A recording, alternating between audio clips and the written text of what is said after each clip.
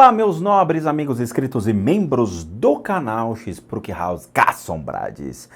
Tio Spook aqui vencendo a escuridão. Por quê? Porque acabou a luz 2 vezes.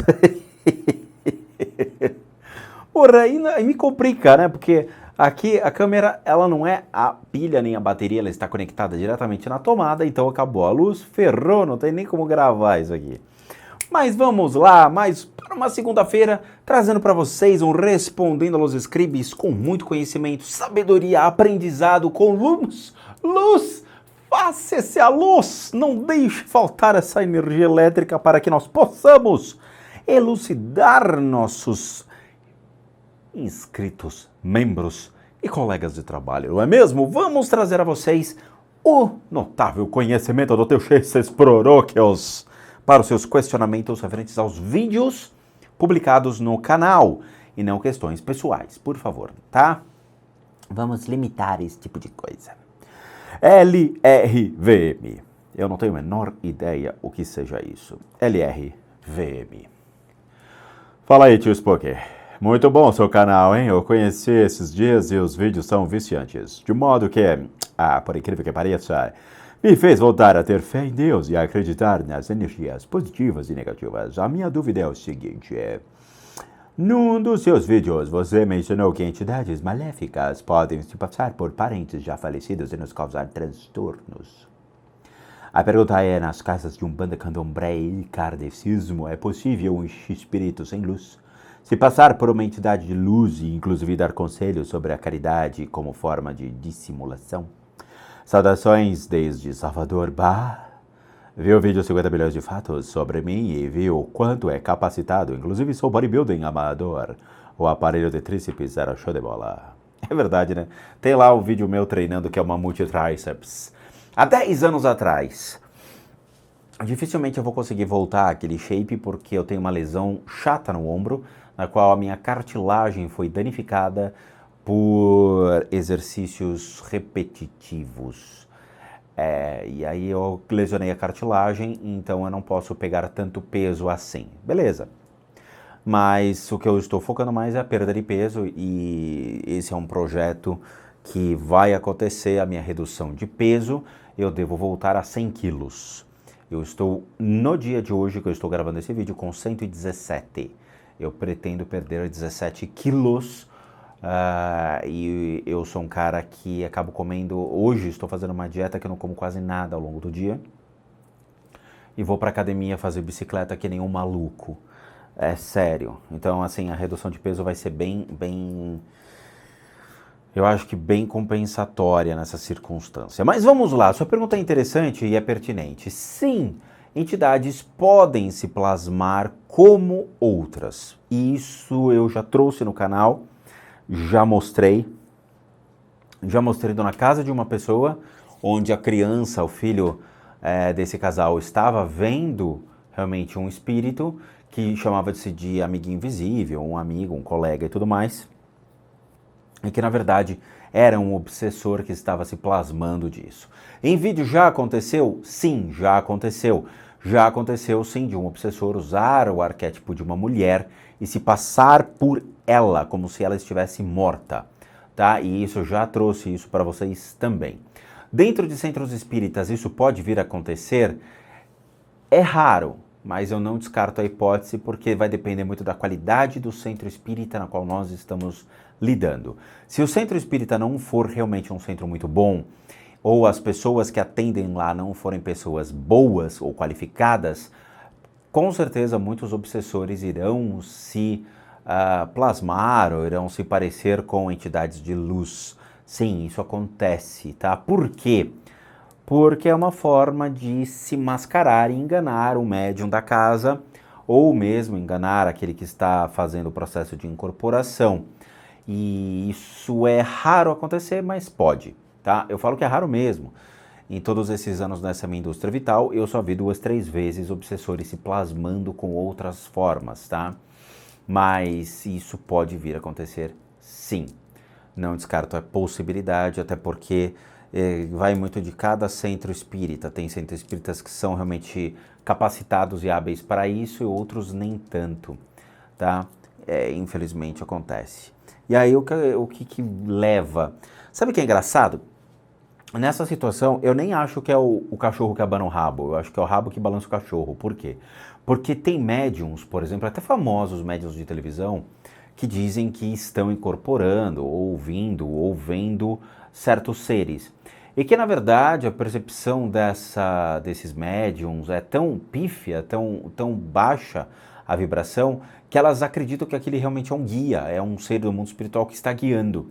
E na verdade não, na verdade é um obsessor que está conduzindo para o que ele quiser que ela faça. Então nós temos uma situação inversa, não é o médium que vai pré-determinar condições ali, tentar verificar e validar a existência daquele ser, mas sim é o ser que pré-determina as condições para o médium aceita e sai ali propagando ou falando besteiras por aí, tá? Isso acontece? Acontece. Eu já vi, tá? O Guto Vaz, minha tristeza, e diz a ela, Guto Vaz. Boa noite, Rodrigo. Na sua última live, vocês mencionaram que existem processos de encaminhamento para pessoas falecidas, como, por exemplo, rezar uma missa. Porém, em vídeos anteriores, você enfatizou que não devemos orar para os mortos. Você vai fazer a missa? Não, quem faz é um padre, um papa, um sacerdote, seja quem for, não é você que está rezando para os mortos. E sim, você pediu para uma pessoa religiosa fazê-lo. E sim, para o anjo da guarda. Gostaria de saber o que devemos fazer para poder ajudar nesse sentido. Obrigado. Guto, vamos lá. Dentro do centro tibetano, que nós fazemos parte, a Daniel, existem oferendas de lamparinas para os falecidos.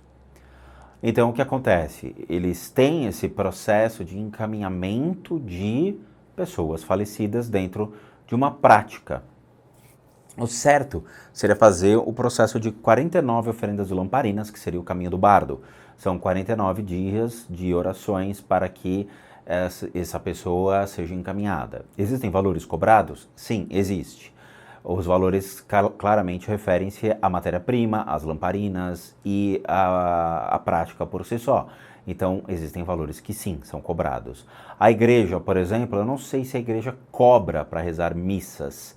Eu não sei. Aí é uma situação delicada.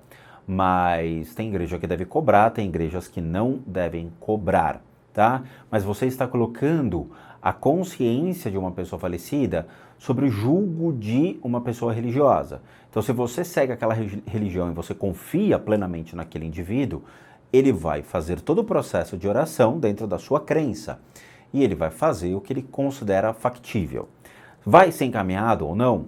Não sei. Pode ser que sim, pode ser que não. Mas, dentro da sua crença, você vai acreditar que foi, tá?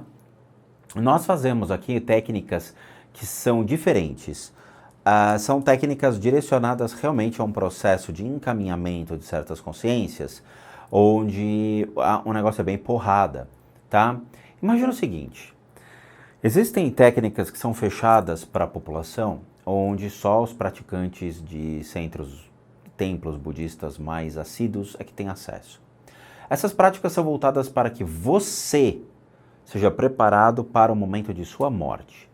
Então você consegue ativar as suas consciências e fazer com que elas se desvinculem do seu corpo físico, emocional, mental, e você se recolhe dentro da sua espiritualidade de uma maneira extremamente rápida, assertiva e condicionada. Muito bem. Eu consigo fazer esse processo junto a um falecido.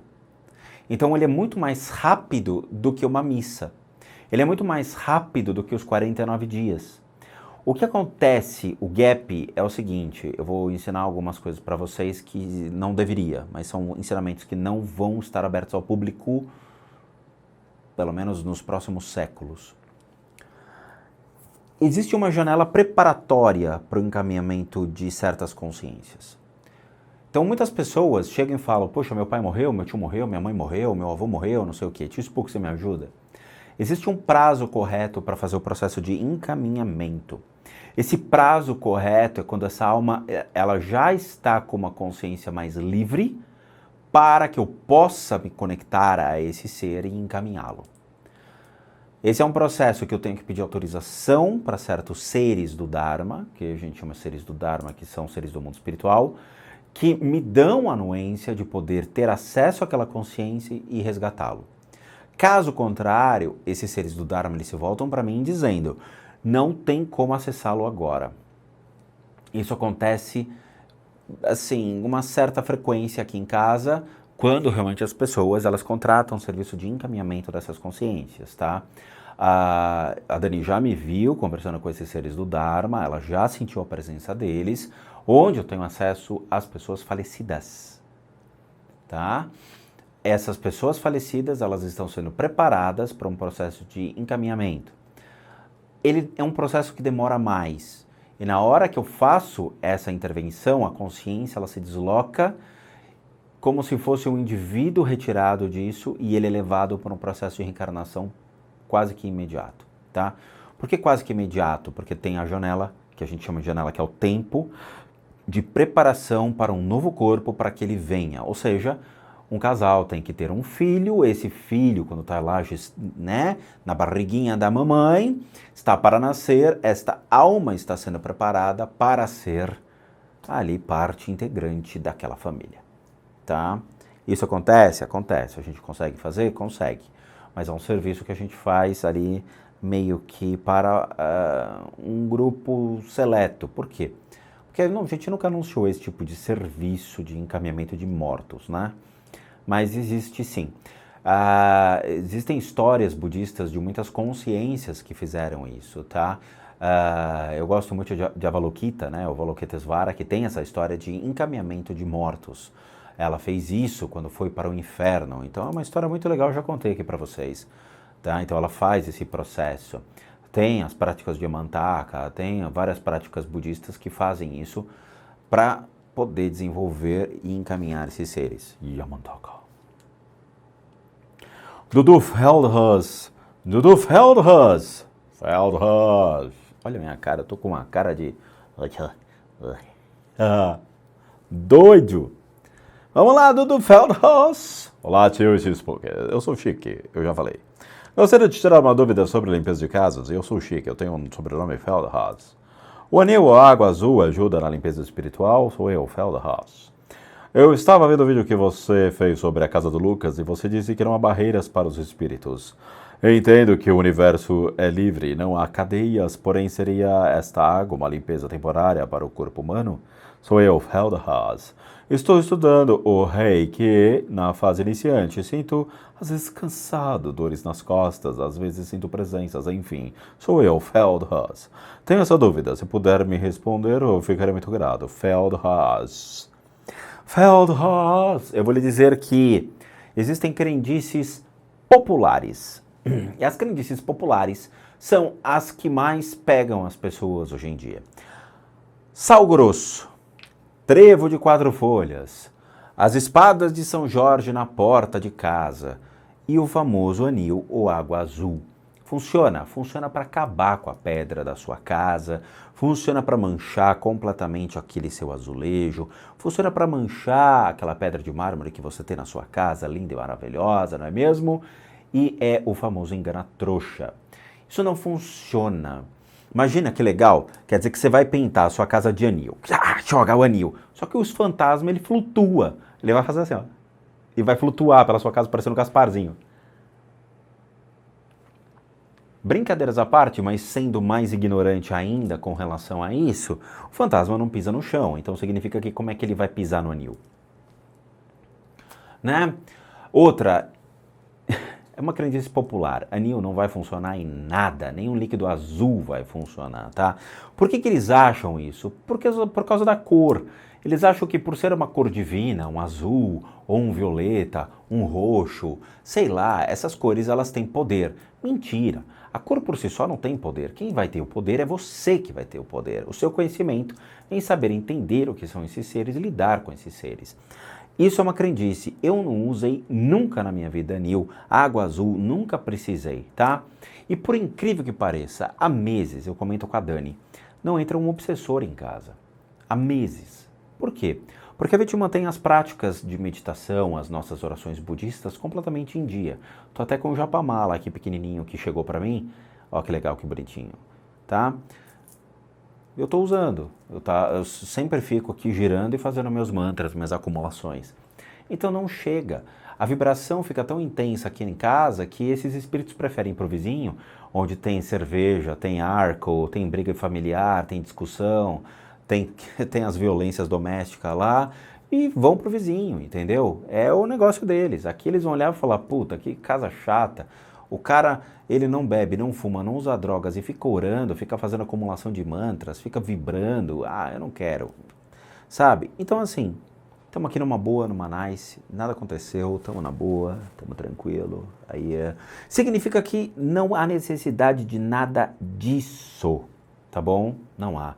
Existem sites que vendem esse tipo de produto, por quê? Porque as empresas, as pessoas, esses pais de santo, mães de santo, médiums, pseudomédiums, sei lá, esses caras, eles vendem isso. Então é uma forma deles ganhar dinheiro. É só isso, cara, tá? É uma forma de ganhar dinheiro, é só isso. Com relação ao seu reiki, né? Barreiras de espíritos, né? Então, teve a sua pergunta sobre barreiras de espíritos. Obviamente, espíritos, eles podem trafegar em qualquer lugar. Não tem como você bloquear a sua casa de nada para nada. De novo, eu e a Dani e eu, nós temos essas práticas mais monásticas. A gente fica ali fritando, fazendo meditações, faz acumulação de mantras. Temos os altares espalhados pela casa. A Dani tem o dela na sala, o meu eu tenho um quarto inteiro que é um quarto altar. Então, assim, dificilmente vai entrar alguma coisa aqui, tá? A prática constante faz com que esses seres, eles fiquem longe. Pode entrar, pode passar, pode ver, mas não vai ficar. Vai para a casa do vizinho que é mais legal, entende? Na casa do vizinho, que o cara não tem uma religião, o cara fuma, bebe, usa drogas, briga com a mulher, bate nos filhos e tudo mais. Você acha que o cara é o quê? O cara é o próprio obsessor, entendeu? Quando esse cara morrer, ele vai ser o próprio obsessor. Então não adianta. O cara, o cara bebe pra caramba e vai querer o quê? Se benzer no dia seguinte? Não é assim que funciona, cara. O processo é de dentro para fora. Não adianta você querer limpar sua casa sendo que tá podre por dentro. Entende?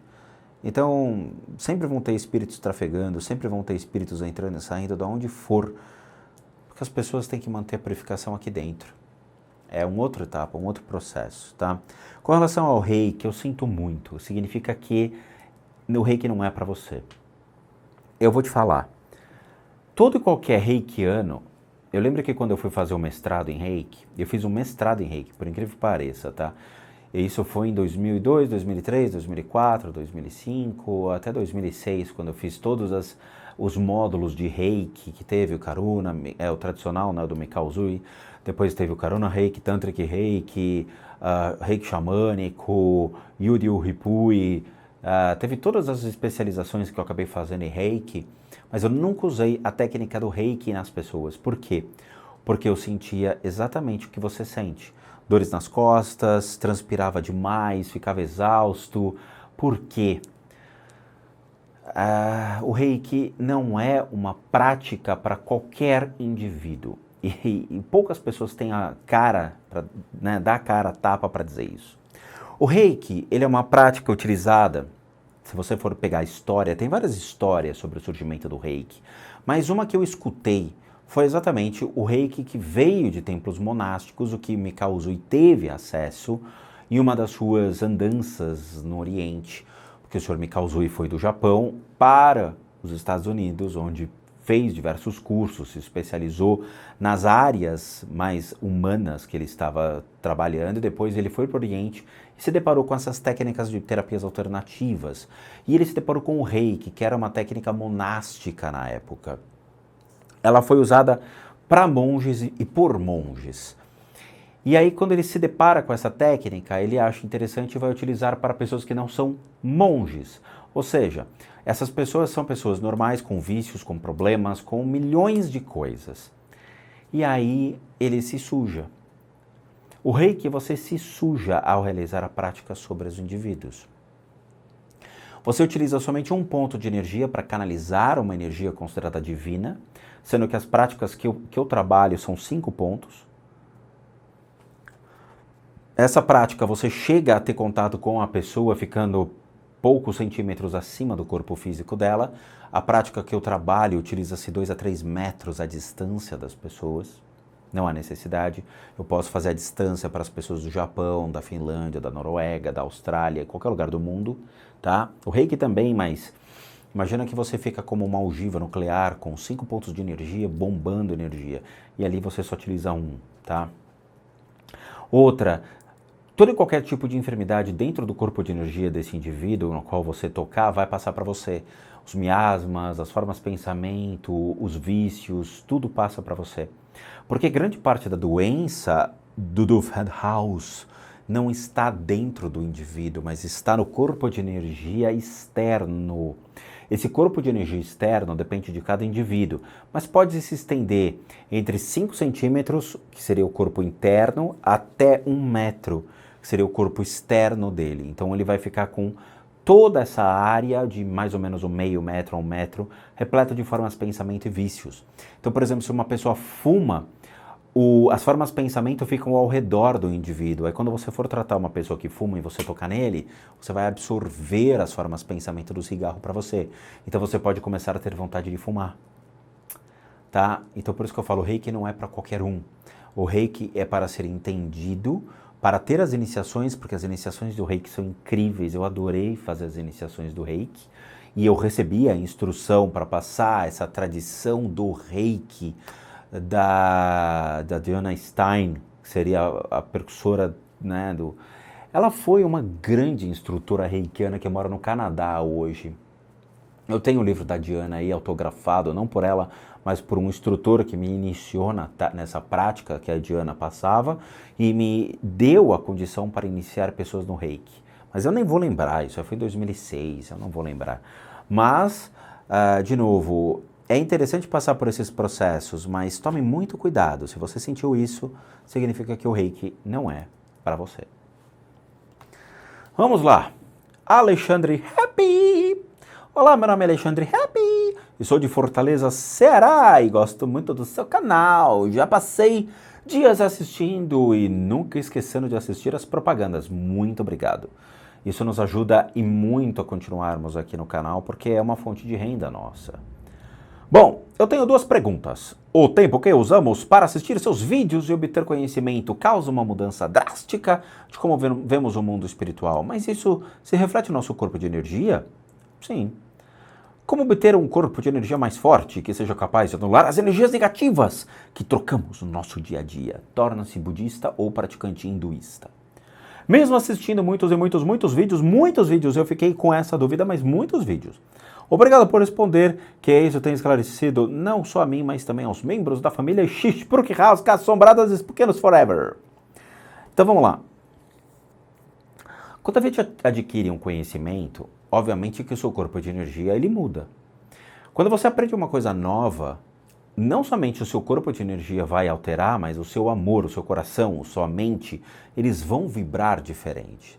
Quando eu aprendi técnicas diferentes, ou né, as práticas do budismo tibetano, eu fui aprendendo coisas novas, cara, eu fui me apaixonando cada vez mais. E quando você se apaixona, o seu coração, ele cria uma força, né? A energia do amor, a bodhicitta, que é aquela energia compassiva que você gera, a energia mental, porque você começa a programar a sua mente para uma coisa muito legal, são essas práticas que a gente faz, né? Corpo de Buda, a fala de Buda e a mente de Buda. Então você cria uma vibração diferente. Essa vibração diferente, os lamas pedem para que você fique o dia inteiro com ela, que você tente mantê-la sempre contigo. Porque além de ser um padrão vibracional, que você utiliza como uma referência, mas também é um processo de purificação do seu próprio corpo de energia, tá? Para você aprender todas essas técnicas, seja a que tem a maior representatividade dentro dessas alegorias do budismo tibetano, ou aquelas mais dedicadas do hinduísmo, que são as porradas mesmo, você vai ter que mudar de religião.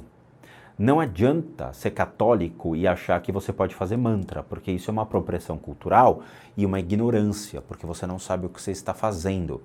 Idem ao espiritismo. Então não adianta você se autodenominar católico, frequentar o espiritismo e tentar colocar mantras durante um processo de passe magnético. Isso é uma apropriação cultural e isso você não tem o direito. De novo, se você quer aprender essas técnicas, você vai ter que se tornar um praticante, um monástico dentro daquele conteúdo, ou dentro daquele conceito. Vai ter que abrir mão, sim, da sua crença e entrar numa imersão dentro de uma religião nova. Eu fiz isso. Eu saí do catolicismo, fui para o espiritismo, me tornei espírita, me tornei depois disso umbandista, saí do catolicismo e fiquei como umbandista, saí da Umbanda e fui para o budismo. Mas eu passei pelas ordens esotéricas, mas eu não me denominava um Rosa Cruz, um martinista. Assim, ordem esotérica era mais um complemento, não era uma religião, ela é uma forma filosófica de você poder ter acesso a certas informações muito legais, culturalmente falando, tá? Mas eu nunca me denominei uma religião Rosa Cruz, mas sim um praticante da Ordem Rosa Cruz, ou um fráter da Ordem Rosa Cruz, mas não como se fosse uma religião. Aí quando eu entrei no budismo tibetano, aí eu vi que havia necessidade sim de ter uma imersão dentro desse processo. E eu nunca pedi nada. Então, quando eu fui entrando dentro do budismo e comecei a levar mais a sério, e acabei junto com a minha esposa, a gente acabou indo para um retiro budista e nos dedicamos ao retiro, a própria lama, ela nos chamou e falou, agora não tem volta, agora vocês são praticantes budistas. E aí eu olhei para a cara da minha esposa, eu falei, caracoles, foi, né, tipo assim, agora foi. E aí nós nos tornamos praticantes budistas, tá? Eu realmente estou na minha última religião, né? E vou morrer budista, vou morrer fazendo as práticas budistas, e é o que eu falei, eu vou ferrar o Rodriguinho da próxima vida. Vocês vão ver, eu espero. O Rodriguinho na próxima vida vai estar, ó, ferrado. Aos 6 anos de idade ele vai ver lá a cara de Buda de novo, olhando para ele dizendo, voltei, yeah. Que nem aconteceu comigo nessa vida. Quem não sabe, vê lá os 50 bilhões de fatos sobre a minha vida, vocês vão ver o dia que eu vi a face de Buda. E Buda viu a face de Brahma. Um dia eu chego lá. E o nosso queridíssimo Alexandre Happy, perguntou também outra coisa interessante. Vamos lá. Tem momentos em que seus vídeos, que eu gosto bastante, com isso acabo mostrando algumas partes para um familiar, mas ele sempre nega que isso será útil. Sei, na hora da morte ele vai lembrar de mim. Acaba que sem intenção me colocando para baixo e nunca levei a voz contra ele, pois acredito nos seus ensinamentos e sei que isso não sou eu. Mas como fazer com que essa pessoa entenda que está me atrapalhando sem parecer superior? Ignore. Simples, cara, ignore. Eu vou conversar. Infelizmente, sinto que sinto que o julgamento dele trava a possibilidade de experimentar coisas como meditar. Se você não é budista, não medite. Pois ele acredita muito que as religiões que não têm apenas um Deus têm a conexão com as organizações que querem impor uma nova ordem mundial. Parabéns, o problema está nesse retardado. O que são demoníacas, satânicas, capetosas, apesar de não ser realmente evangélico. Eu sinto pelo seu amigo ou seu familiar, tá? É ruim quando a gente tem uma pessoa desta natureza dentro da família, porque eu tive. Chamava-se pai. Deixa eu explicar para vocês. Eu vim de uma família tradicional italiana, que depois a gente descobriu que a origem da família é francesa, mas não importa, até então era italiana. A família tradicional italiana, muito bem. Meu pai sempre foi uma pessoa ligada ao dinheiro. Então meu pai falava, quero meus filhos numa boa faculdade, quero meus filhos numa boa escola, quero meus filhos trabalhando em empresas rentáveis. Ok. É o direito dele. Meu irmão olhou para o meu pai e falou, não quero. Eu quero trabalhar com o que eu gosto. Não, você vai trabalhar com o que eu quiser. Ok. Muito bem. Ao longo de toda a minha vida, né, eu sempre tive essa pressão familiar. Seja uma pressão familiar para ser o melhor na escola, uma coisa que eu não fiz questão nenhuma de ser o melhor aluno da escola. Só depois é que eu fui realmente no colegial, eu fui um bom aluno no colegial, eu fui um bom aluno na faculdade, não, eu fui um excelente aluno na faculdade, minto. Fui muito bom na faculdade. E eu fui muito bom no MBA, tanto que eu fui um dos melhores alunos da classe com trabalhos científicos publicados. Por que isso? Porque eu peguei gosto por algumas coisas e odiava outras. A pressão da minha família por me obrigar a aceitar e em querer que eu andasse com os sapatos do meu pai era enorme. Mas eles não podiam matar quem eu era por dentro. Isso é um crime contra a minha identidade. As pessoas têm um limite e vocês têm que entender isso, tanto aqueles que têm filhos quanto aqueles que têm pessoas na família que vão contra aquilo que vocês acreditam. As pessoas têm individualidade, essa individualidade tem que ser respeitada. Vocês não podem cercear o direito de ir e vir religiosamente ou mesmo de escolhas na vida de uma pessoa. Existem pessoas que poderiam ser excelentes advogados, mas a família obriga o cara a fazer engenharia. Existem pessoas que poderiam ser excelentes médicos, mas a família obriga o cara a ser economista. Existem pessoas que poderiam ser excepcionais músicos, mas a família obriga o cara a trabalhar na loja da família ou trabalhar numa fábrica, sei lá, de sapatos. Você mata a capacidade e habilidade intrínseca ao indivíduo. Religiosamente é um crime fazer isso. Meu pai arrancou a Bíblia da minha mão. Quando eu tinha 20 anos de idade, eu estava lendo a Bíblia. Ele tirou e falou, esse livro não te adiciona nada. Eu entendi o que ele quis dizer.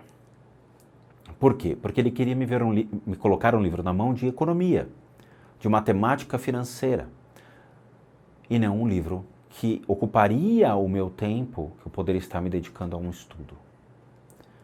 E ele fez isso. E ele fez outras coisas piores. Condeno ele? Não. Não condeno meu pai. Mas, em contrapartida, existem duas coisas que eu poderia ter sido melhor. Eu poderia ter me dedicado antes a todos esses estudos religiosos. Eu poderia ter experimentado muito mais as religiões, mas o meu pai, ele cerceou muito disso em casa. Então eu poderia ter seguido um caminho monástico, eu poderia ter seguido um caminho religioso bem mais assíduo, mas eu fui cerceado pela minha família. Isso me gerou muito mais força de vontade para poder estudar aquilo que estava sendo proibido.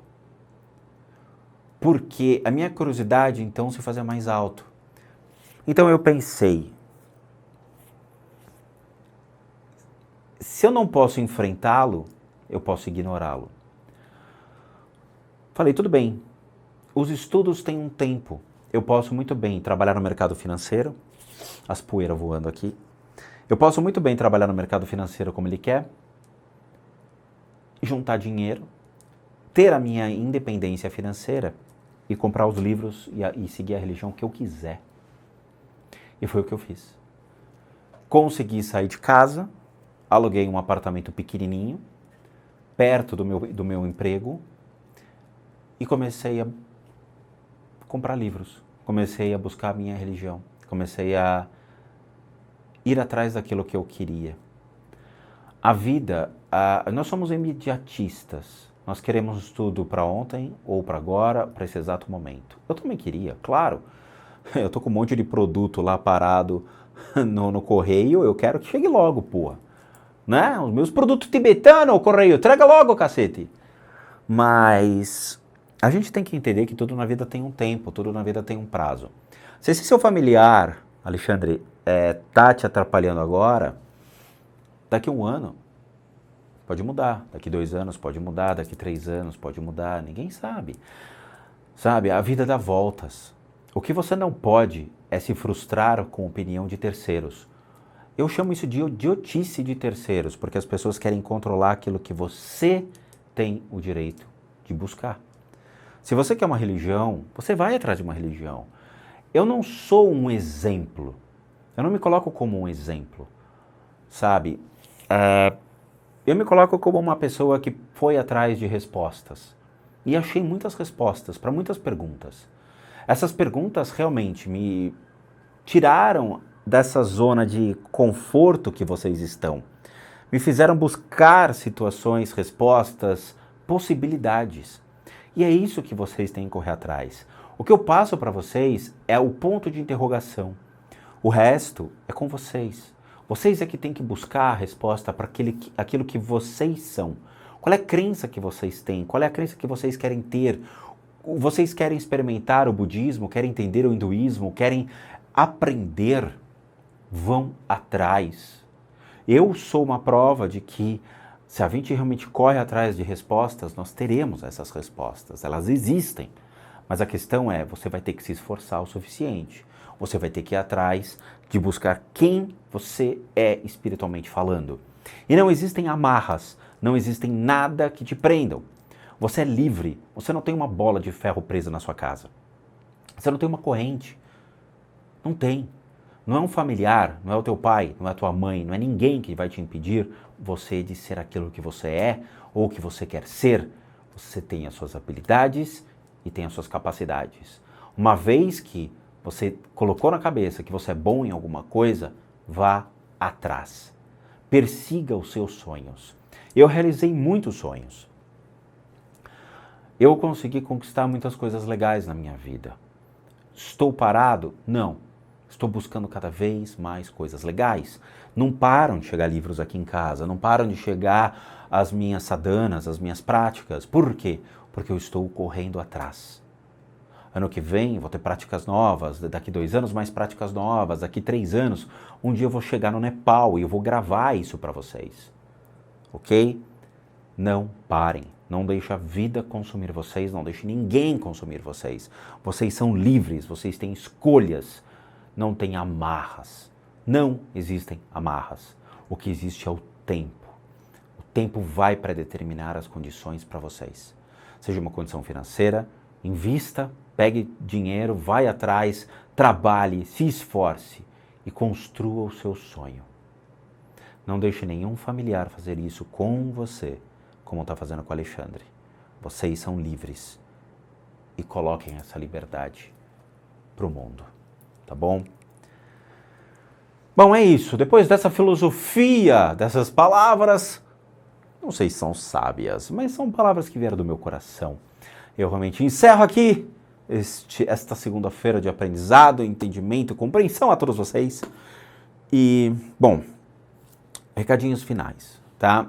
Todo mundo aqui sabe que eu, Rodrigo, sou um terapeuta, um psicoterapeuta alternativo licenciado nacional e internacionalmente por institutos que me habilitam, me capacitam para que, por meio de técnicas alternativas, a gente consiga complementar a medicina tradicional.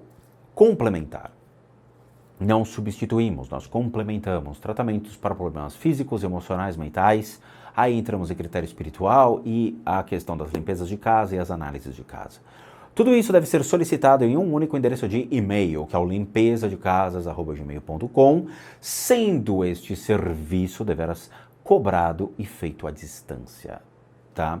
Já explicamos os motivos, tem tudo no canal, na playlist de regras do canal vocês pegam essas informações.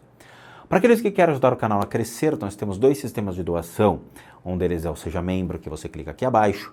Torne-se membro do canal doando R$8, contribuindo com R$8 junto à plataforma e nos ajuda muito. Também temos o sistema PayPal, onde você pode copiar o link que aqui está abaixo, jogue no seu browser, no seu navegador, e aí vocês vão ser direcionados a uma página onde vocês podem doar qualquer valor, que nos ajudam muito a continuarmos aqui. E por último, nosso site casasassombradas.com.br, com muita coisa legal para vocês. Vejo vocês nos próximos vídeos e bons sustos a todos nós.